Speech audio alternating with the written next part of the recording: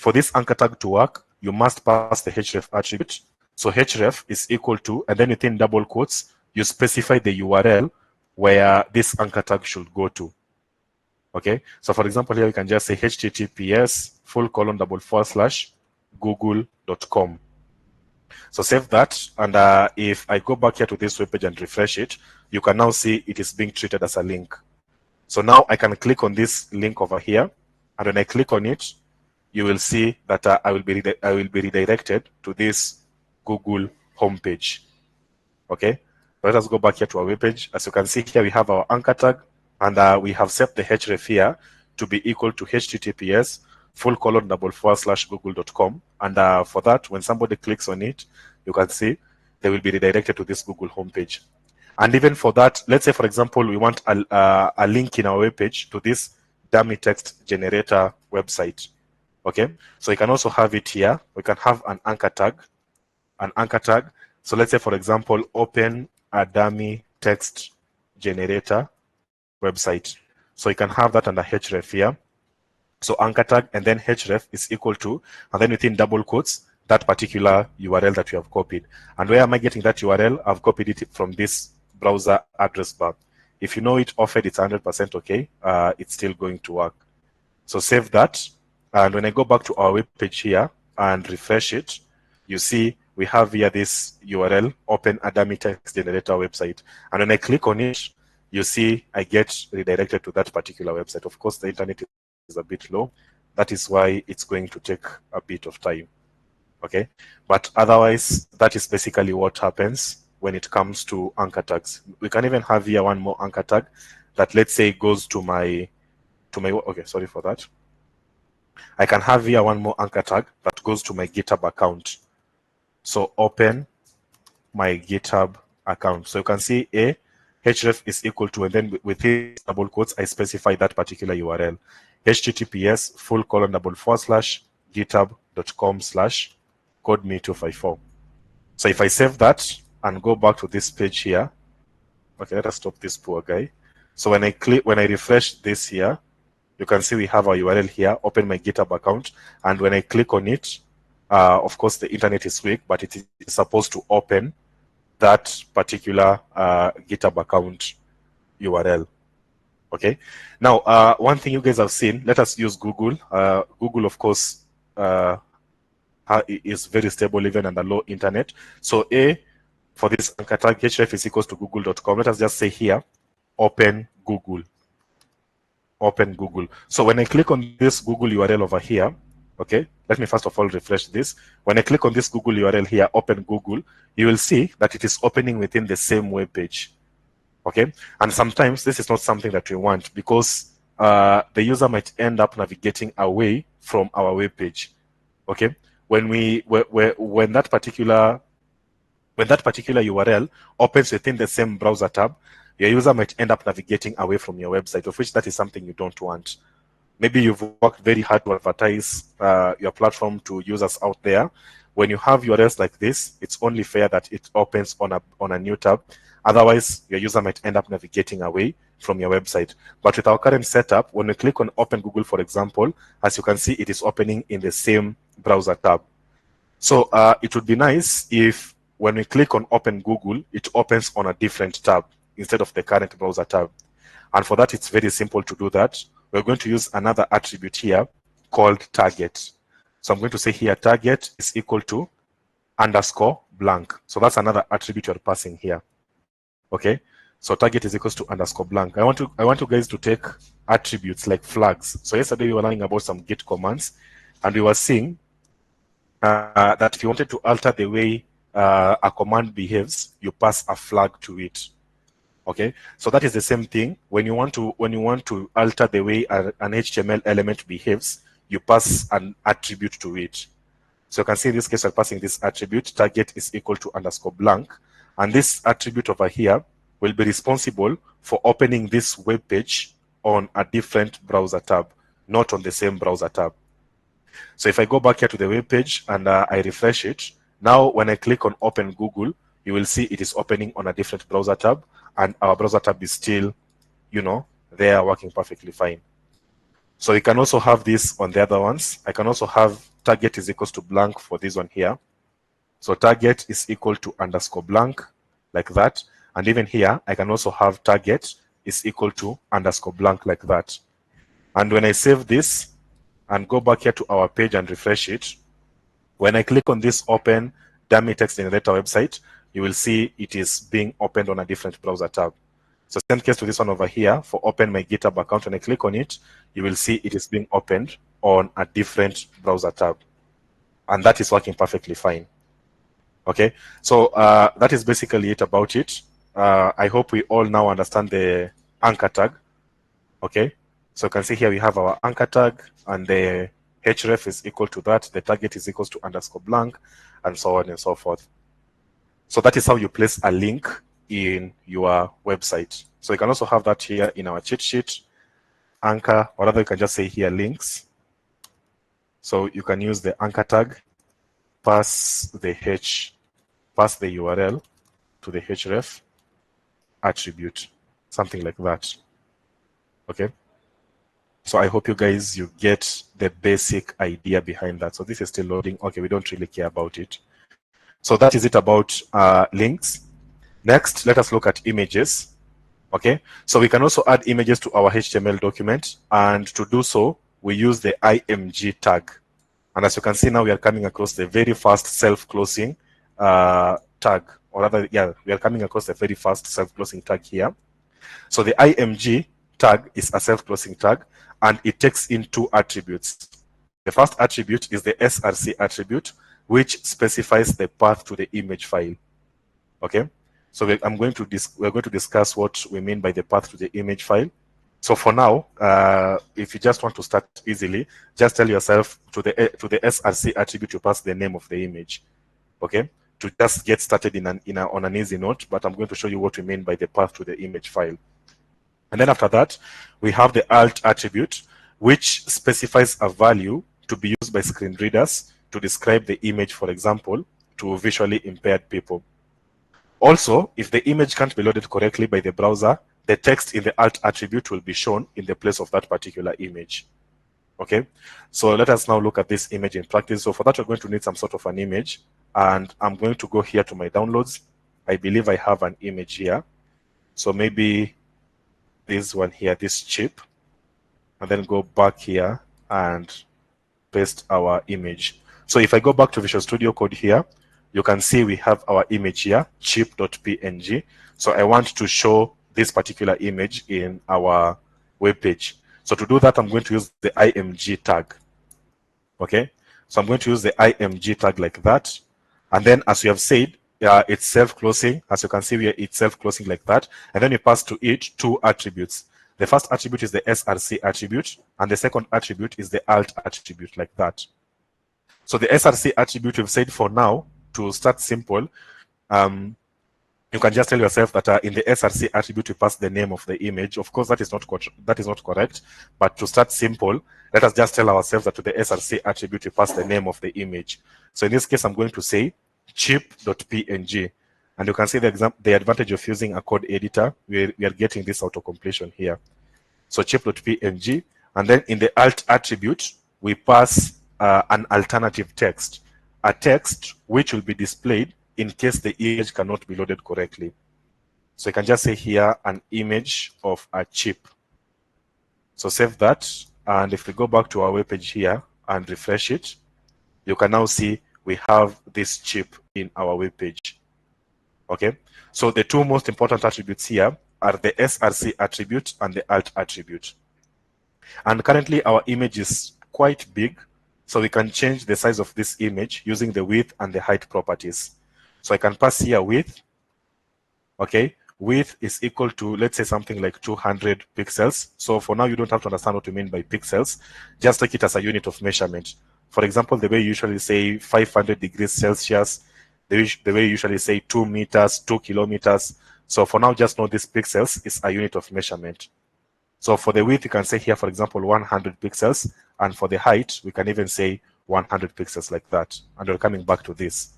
So you can see we're passing the width and the height properties to change the size of that particular image. And now when I go back to my page here and refresh it, you can see I have changed the width and the height of our image, and this is working perfectly fine. Now, as I was advising your colleagues last week, for those who are here last week, what we usually do, avoid passing the width and the height of that of an image all at once, okay? Because it is very easy to kill the aspect ratio of the image if you try to do the width and the height on your own. So you can see currently, of course, the image is looking nice because of either way, I'm passing the width and the height, and either way, the image is still looking nice like this. But we have beginners who might end up doing something like this, a width of 100 pixels and a height of 500 pixels. So when you pass the width and the height, it's very easy to kill the aspect ratio of the image. And you can now see our image is very ugly here. Okay, so what you're supposed to do, you only pass the width and then you let the browser calculate the height on its own. Okay, so just pass the width and then let the browser calculate the suitable height from that particular width. Modern browsers can do that perfectly fine. Okay, so in the past we used to juggle around with values like this. You end up passing 200 pixels, and when you refresh your page here, okay, 200 pixels is still looking bad, as you can see. And you know, it was so hard to do this.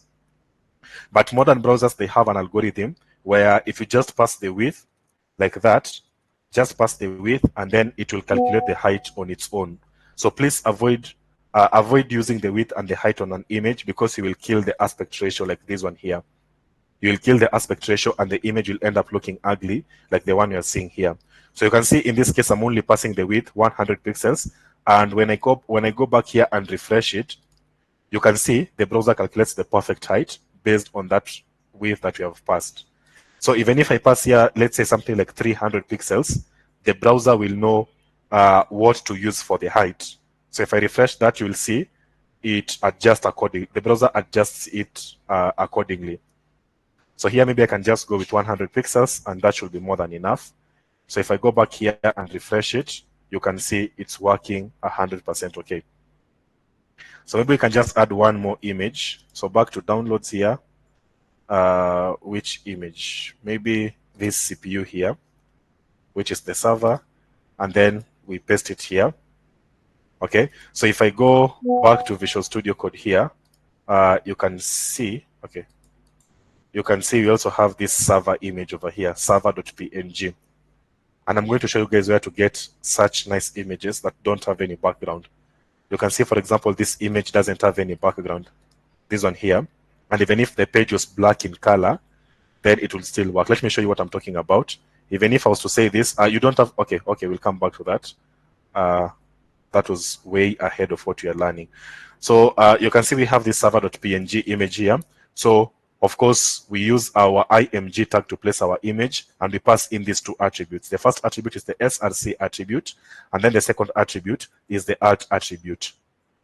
Okay, so to the src attribute, you pass the name of the image. That is wrong, but for now, just tell yourself you pass the name of the image, server.png, and then to the alt attribute, you pass an alternative text. And I'm going to show you what we mean by this alternative text in a few minutes.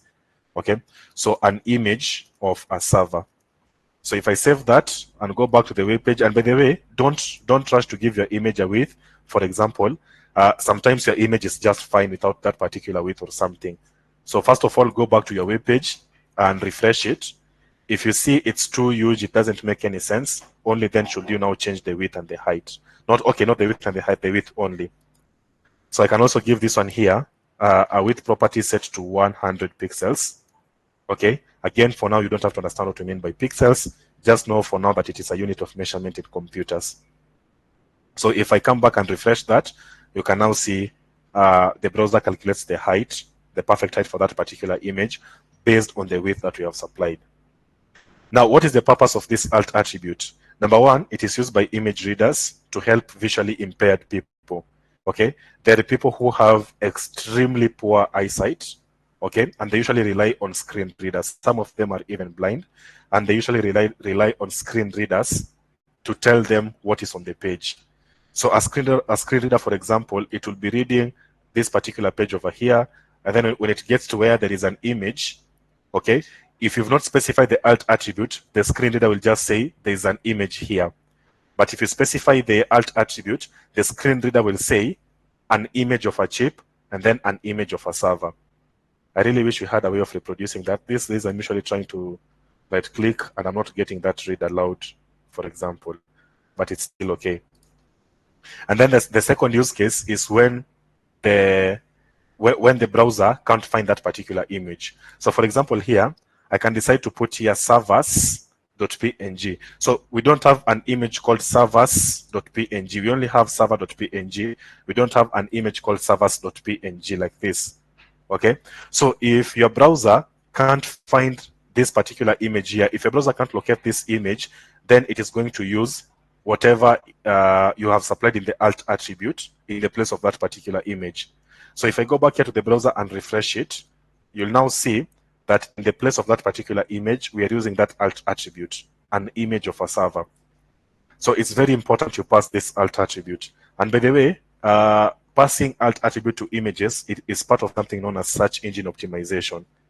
Okay, we will talk about search engine optimization later. It could be a different bootcamp on its own, so I don't want us to go through it, but we'll just touch very briefly sometimes later on what we mean by search engine optimization. So you should always make sure that you pass the alt attribute on your images, just in case the image, for example, cannot be loaded or somebody is relying on a screen reader. Okay, so let me refresh this, and as you can see, our image is back. So that is it about the images. You can also have that in our cheat sheet. So images, img, so src is equal to whatever, alt is equal to whatever the alt is. We can also pass the width. Width is equal to, let's say, we can just pass here an arbitrary value, like 100 pixels. Height is equals to 100 pixels. But of course, at the back of your brain, you guys, you know that you're not supposed to pass both the width and the height. Just pass the width and then let the browser do its own job in calculating the aspect ratio. Let the browser do the dirty work for you. Now, we were talking about the name of the image in the src attribute, but that is not quite correct. Okay, that is not correct. So in the src attribute, we're supposed to supply the path to your image file. You're supposed to supply the path to your image file. That is because most of the times we usually have a setup like this. We have a folder where our images are placed in. So I can have that chip move to images and even the server move to images. So for now, if I go back to our web page here and refresh it, you'll now see the images cannot be loaded. And that is because in the src attribute, you're supposed to pass the path to your image. So in this case, the path to where my image is in the images directory, and it is chip.png. So if I save that and go back to the web browser here and refresh it, okay, that did not work. I'm supposed to start here with a dot. So // in the images directory and then chip.png. So if I now go back here and refresh it now, you'll see our chip is being shown. The image of our chip here is being shown. So same case here to our server. We start from the current directory. I'm also going to discuss what we mean by this dot sometimes later on. So we start from the current directory and then we move to the images and then we move to this server.png. So you're supposed to pass the path to where your image is. So if I go back here and refresh it, you can see we end up getting our image shown on the web page. So that is it about it. And yeah, we've seen all of these attributes, the width, the height, and the alt attribute. And then last but not least is comments. So when it comes to programming, a comment is usually a piece of code that is ignored, a piece of code that will not be executed. Okay, so this is a general programming concept. It's not just in HTML. It also applies to CSS. It applies to JavaScript and so on and so forth. So a comment is a piece of code within the document that is not displayed in the browser, or rather a piece of code that will not be executed, a piece of code that is going to be ignored.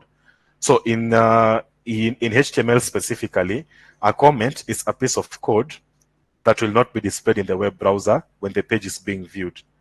And that gives us an advantage with the fact that we can use comments to leave notes, to put some explanations and even other annotations that can be useful to other developers or anyone looking at our code. So comments are usually ignored by the browser and they do not affect the visual presentation of the web page. And to write a comment, this is what you're supposed to do. You open a comment like that, and then you write your comment, and then you close your comment like that. So this is what I'm trying to say. To write a comment, you open it like this. So opening bracket, opening angle bracket, exclamation mark. Of course, this is a code editor. When I do 2 hyphens, it will automatically close the comment, but you guys will be able to see what I'm talking about. So yeah, that is how you write a comment. And then between those 4 dashes, okay, you now write your comment. So for example, you can just say here, images. And when I save this and go back here to our web page and refresh it, you will see we are not getting that images anywhere. We're not getting these text images here anywhere. Okay, even if I was to search here for images, just so you guys see I'm not lying, you'll see we get 0 out of 0 search results, meaning there is nothing like that being displayed. So it's advantageous because now we can use it to make collaboration fun, or to make collaboration easier. For example, I can tell this particular engineer, we need more than 100 pixels for the size of these images. Okay, so you can see how I'm leaving comments for my fellow engineers here. Okay, I can even put here another comment. Okay, please add another paragraph here. Okay, so maybe here one more comment. I can put here another comment. Make sure we don't go beyond H6, something like that. And of course, all of those will not be displayed in the browser. So we use those to basically leave notes in our code. And even you yourself, when you're learning, you can use comments to basically take some short notes for future reference.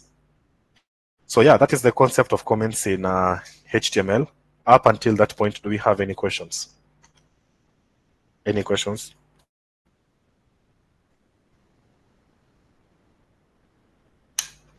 Any questions? Let us have this in our cheat sheet. So comments. So that is what a comment looks like. So comment goes here. So these are the very, very basic HTML elements. At least they're the elements that you'll be using on an almost day-to-day basis. Okay, so they're the very basic HTML elements. So I want us to look now at nesting HTML elements. So this is taking forever to load because of weak internet, but let us just ignore that because either way, I know what you're supposed to do. So nesting HTML elements is not complex at all. It's very simple. What we mean by nesting HTML elements is basically putting an HTML element inside of another HTML element. Very simple and very straightforward. Nesting HTML elements meaning, nesting HTML elements means putting one HTML element inside of another HTML element. For example, in this case, as you can see, we have H1, we have paragraphs, we have anchor tags, we have images. I can use here an anchor tag that goes to, let's say, google.com. I really love Google because Google products, they just work perfect even in low internet. So I can, for example, nest here a heading 1 inside of an anchor tag. So you can see here I'm nesting a heading 1 inside of an anchor tag, and I can type here open google.com. Open google.com. So if I save that and I go back here to our web page and refresh it, you see we end up getting that. So you can see here where we have nested heading 1 inside of an anchor tag, and what we end up having here is a heading 1 that looks like a link. Of course, we can try to put here target is equals to blank. Target is equal to underscore blank, like that. So if I save this, go back to the page and refresh it, of course, you won't be able to see any changes. But as you can see here, we have just nested, we have just nested 2 HTML elements. And now when I click on this, you can see it is a heading 1 that is behaving like a link. Okay. And not just that, you can even have an image that is behaving like a link. Okay. I can copy this image and maybe just have an anchor tag here. Okay. And then our image. So the anchor tag should go to the same https:// google.com, and then the target property, or rather the target attribute set to underscore blank. So if I save this and I refresh the web page here, you see, we end up having an image, but guess what? This image is now going to act as a link. You can even see when I point it here, the browser is telling me here at the bottom that this is a link opening google.com. And now when I click on that image, you can see it is opening Google. Okay, so that is what we mean by nesting HTML elements. It is basically putting one HTML element inside of another one. And this is something we do all the time in HTML. In fact, every time you write HTML, you will always be nesting elements. And as you can see, there is nothing complex behind it. It is just a matter of putting HTML elements within each other. Any questions up to that point? Okay, we can take a 15 minutes break and then come back at exactly 11. Sawa sawa?